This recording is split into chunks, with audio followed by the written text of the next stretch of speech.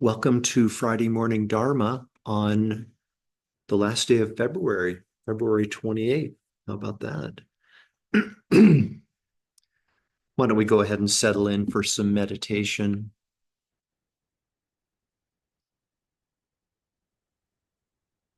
The most important feature of a correct meditation posture is for our spine to be straight and relaxed. A straight spine facilitates unrestricted flow of our internal energy winds, sometimes called prana, sometimes called chi. Our mouth is closed, our jaw is relaxed. And if you haven't already done so, please go ahead and softly close your eyes.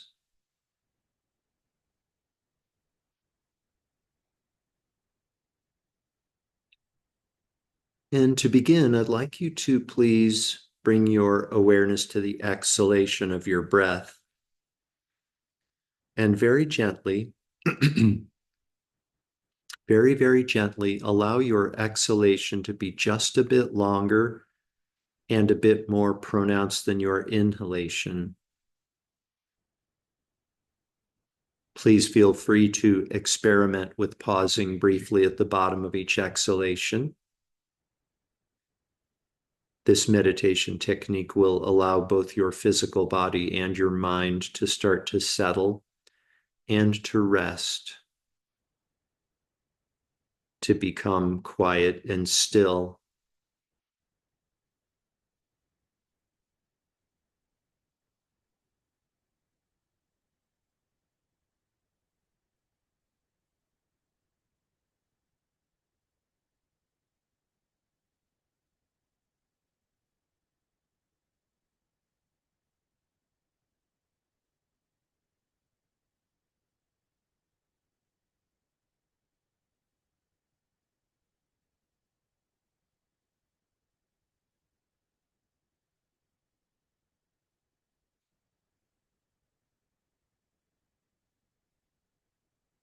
Now is not the time to reflect on events that have occurred in the past.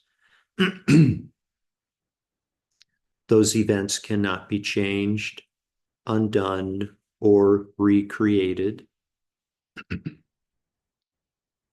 Nor is this the time to speculate about events that may or may not occur in the future.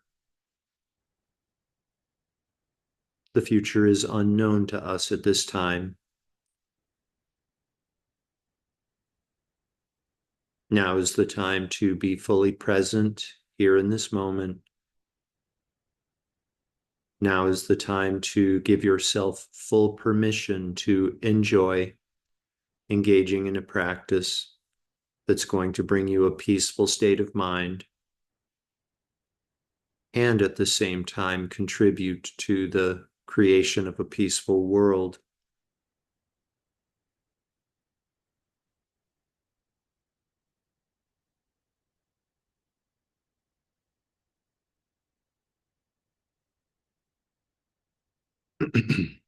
There is an aspect of the body that is referred to sometimes as the inner body. Some schools of meditation refer to it as the subtle body. And by coming into contact with your inner body, you can make manifest a more supple, tranquil state of awareness.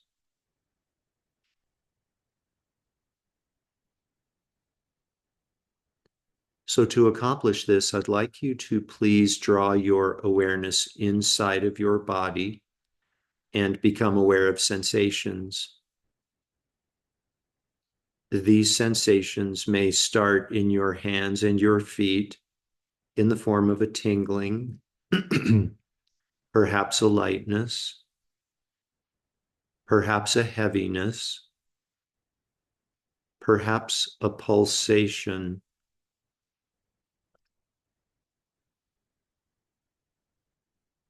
No analysis is necessary.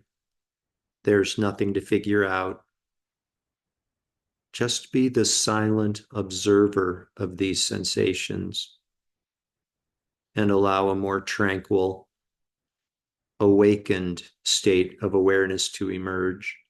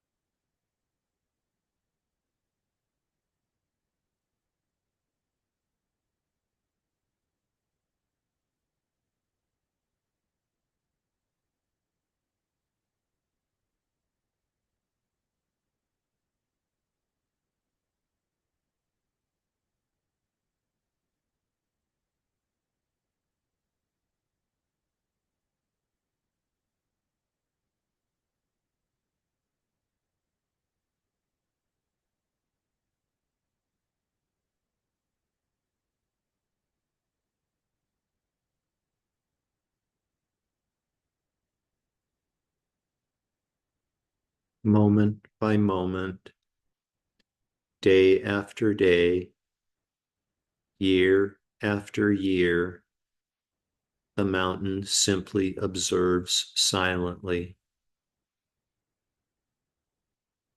Rain may fall on the mountain or not. The wind may blow. The sun may shine. Pine cones may appear on the branches of a nearby tree, fall to the ground, and then start to decompose. The mountain simply observes silently. No praise, no blame, no hope, no fear, no expectation.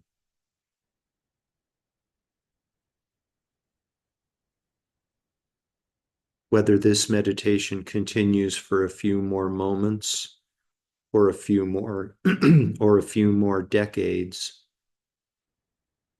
please continue to silently observe sensations within your own body mountain.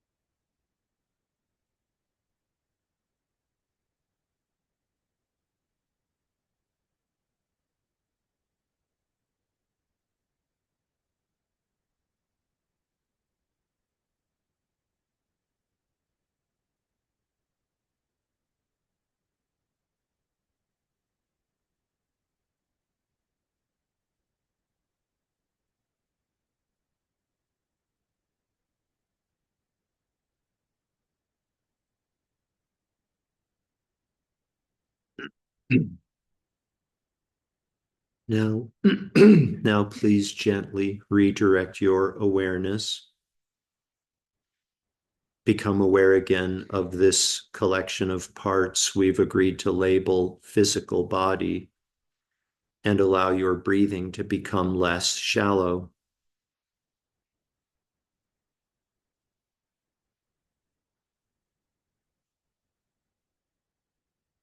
Taking deeper and deeper breaths, become aware again of the garments of clothing resting on the surface of physical body.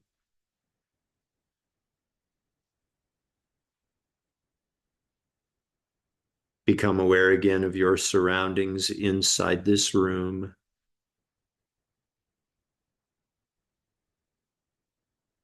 Deeper and deeper breaths, and become aware again of the world that exists outside of this room. Become aware again of clouds, of blue sky beyond the clouds, of outer space beyond the blue sky, of limitless space beyond the blue sky. And we dedicate all of the merit, all of the positive energy from this morning's meditation to world peace. May all beings without exception soon come to enjoy a state of complete, perfect fearlessness. May all beings without exception be completely free from all forms of emotional and physical suffering. May all beings without exception be happy, peaceful, contented, and free.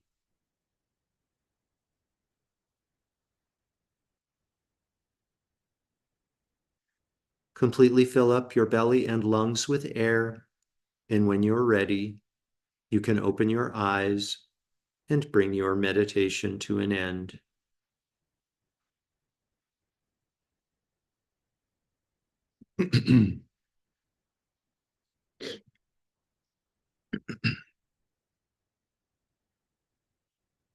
Thank you, and welcome back.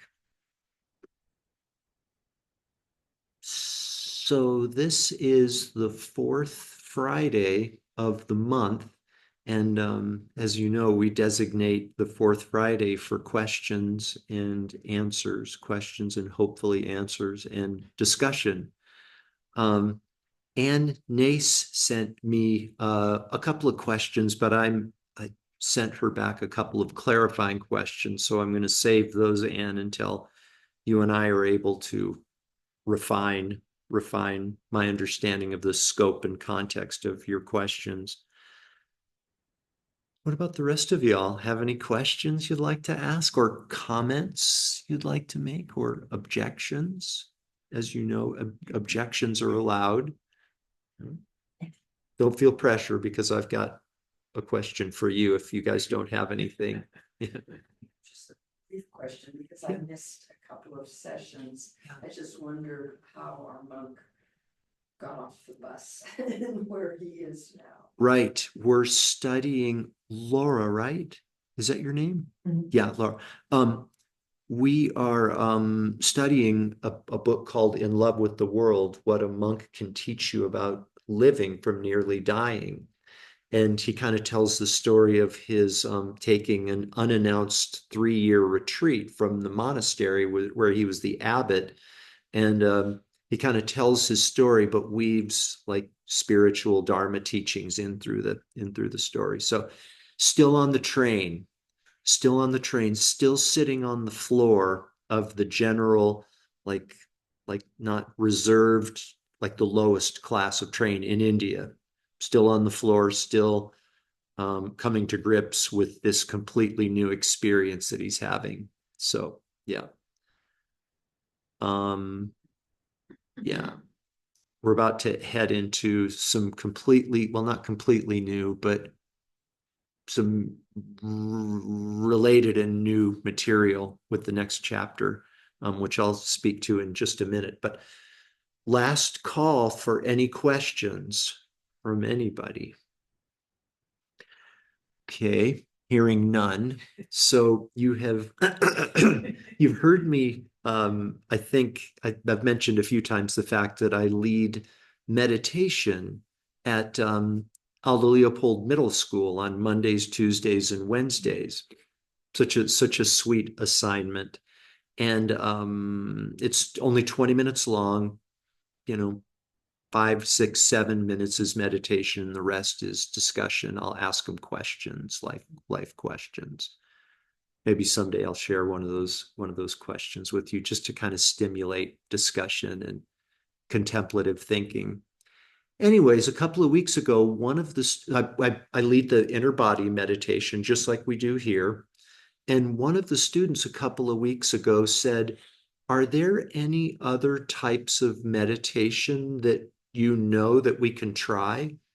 Because I'd like to, see, maybe experience some other types of meditation. I said, sure, fair enough. So the next time I got together with that class, I teach six different classes, kind of rotating through.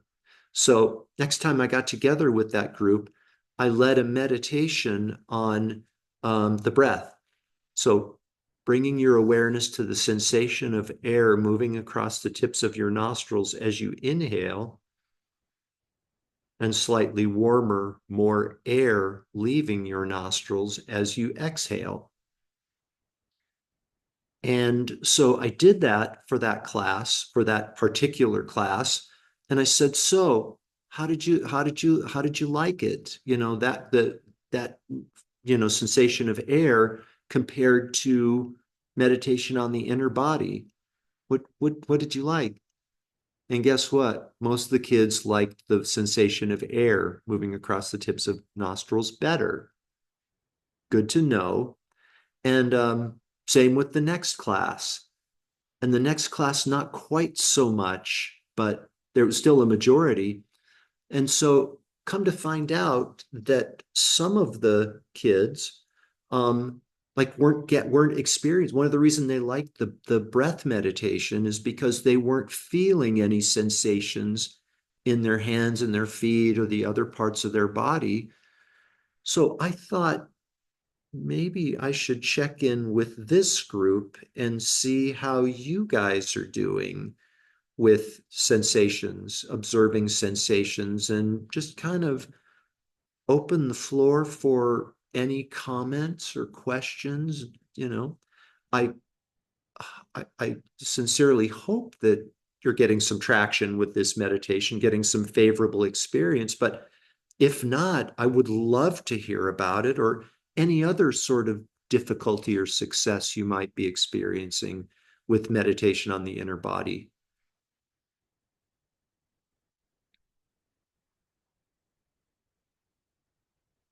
Is it can you guys feel sensations when you do it?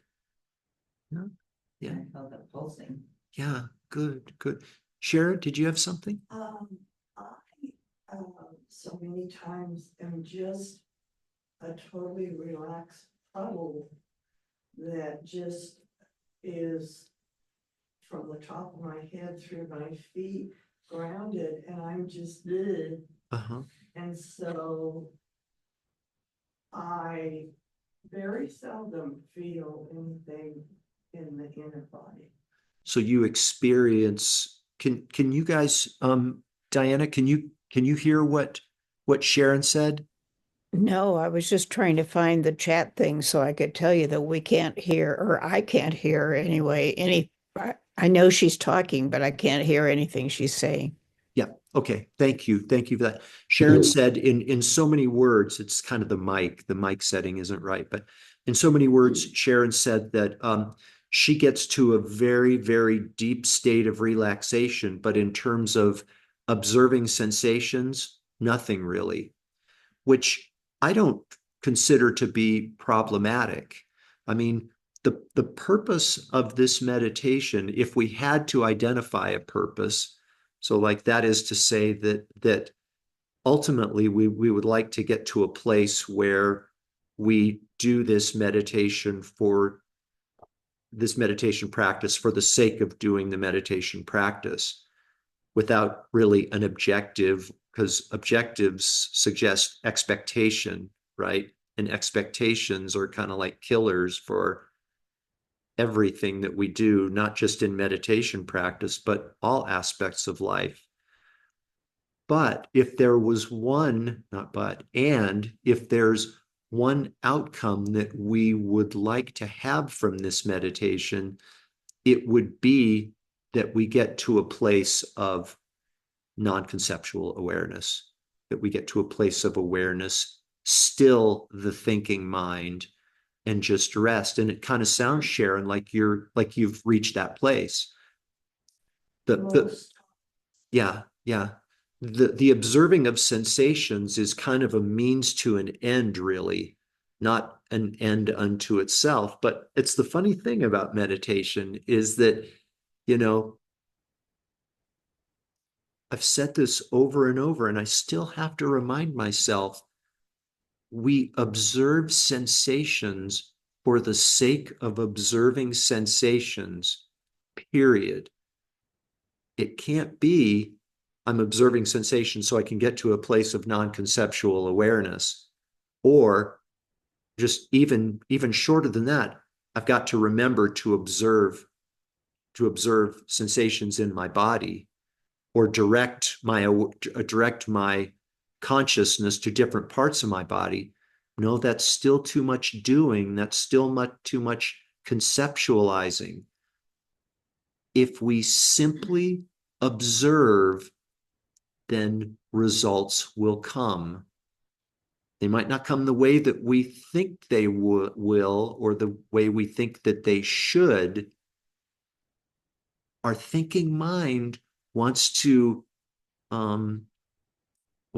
interrupt, wants to become involved in the process and interpret, you know, analyze, assess how it's going, assess what we should be doing. No, simply observe. And it sounds, Sharon, like that's kind of where you're getting. I think that in general, most of us are familiar with the breathing meditation, sensations of air moving across the tips of your nostrils, rise and fall of the body as you breathe, and just observing the movement of the body. These are different meditation practices for arriving at the same place, the same state of awareness. I am partial to meditation on the inner body for a couple of reasons. One is that when we meditate on the inner body, we are meditating, as I suggest in kind of the preamble that I do. Some schools of meditation refer to it as the subtle body. We're not, and I hope you've had an experience of this, we're not meditating on flesh and blood and bones and internal organs. Our object of meditation is more subtle than that, more subtle parts of the body. At the risk of going too far down this path, internal energy winds, the channels through which those winds travel, chakras, maybe just energy. For some of you guys, maybe you're actually meditating, whether you know it or not, on the emptiness of physical body. Whatever it is, we're not meditating on flesh, blood, and bones. It's like, I'll use this term loosely, maybe the energetic body. I like the subtle body better because that's more kind of official in talking about using Dharma vernacular. And for me, meditating on the sensation of air moving across the tips of your nostrils is like the physicality. There's a physicality there, or the rise and the fall of the physical body. And I fear that I might get too focused on flesh, blood, and bones. This is why I'm doing this meditation, and kind of stop there. So that's one reason why I'm partial. The meditation on the breath, completely valid. Many people have reached full awakening by meditating on the breath. I'm just sharing the practice that I know and the reasons for my preference to it. Another one that one of my teachers, Reggie Ray, says is that, and this is really, really cool, and I actually learned the meditation on the inner body practice from him. And by the way, if you want to do a deeper dive on this, his book, Touching Enlightenment, subtitle, Finding Realization Within the Body, was kind of my point of departure for this practice, where I really, really started to get it and get some traction. Anyways, Reggie Ray says that one of the reasons in his experience that it's beneficial to meditate on the inner body is like these sensations, these chakras within the body, they're like further away from the brain, right? Their location is further away from the brain. May or may not resonate with you. I thought it was kind of a curious contemplation. It's 9 o'clock, so we have to close. The last thing I want to say, and this is a really important reason why I prefer meditation on the inner body to meditation on the breath or other means of stilling the thinking mind and giving rise to non-conceptual awareness, is that observing sensations that may start in our hands and our feet and then travel to other parts of our body, perhaps our arms and our legs, perhaps our chest. That's not the only inner body meditation there is.